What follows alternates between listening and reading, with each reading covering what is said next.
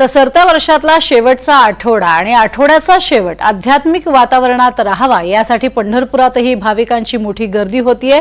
नाताळ सुट्टी तसंच जोडून येणारा वीकेंड या निमित्तानं भाविक इथे दाखल होत आहेत। तर उद्याला अर्थातच एकादशी सुद्धा आहे आणि एकादशी निमित्त सुद्धा मोठी गर्दी इथे होत असते।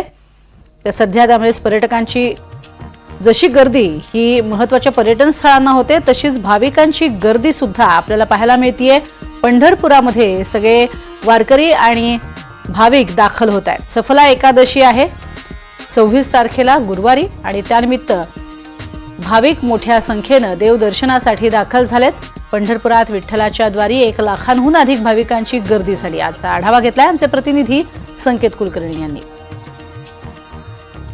सरत्या वर्षाला निरोप देत असताना शेवटचा वीकेंड हा आध्यात्मिक वातावरणात असावा यासाठी खरं तर आता पंढरपूरमध्ये भाविकांनी मोठ्या प्रमाणावर गर्दी केली आहे। आपण पाहू शकतो की आपण विठ्ठलाच्या संत नामदेव पायरी या महाद्वारात आहोत आणि या ठिकाणी मोठ्या संख्येने खरं तर भाविकांनी गर्दी केलेली पाहायला मिळते।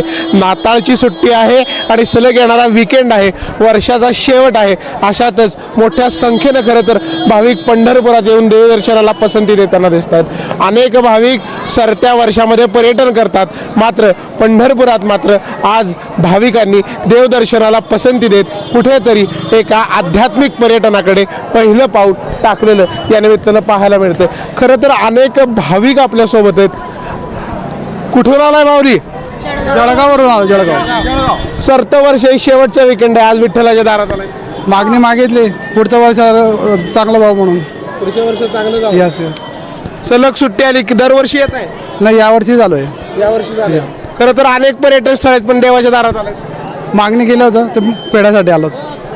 खरं तर अनेक गोष्टी आहेत, कशा पद्धतीनं आपणही आलेलो आहे देवाच्या दारात। काय काय देवाकडे मागितले? सुट्टी पंढरपुरात घालायला आलाय। पुढचं वर्ष चांगलं जावं म्हणून। पुढचं वर्ष चांगलं जावं आणि शेवटच्या वर्षाचा निरोप हा देवदर्शन व्हावा याच मागणीसाठी खरं तर भाविक पंढरपुरात आलेले दिसून येत आहेत। व्हिडिओ जर्नलिस्ट राजू मिसाळसह संकेत कुलकर्णी, NDTV मराठी, पंढरपूर।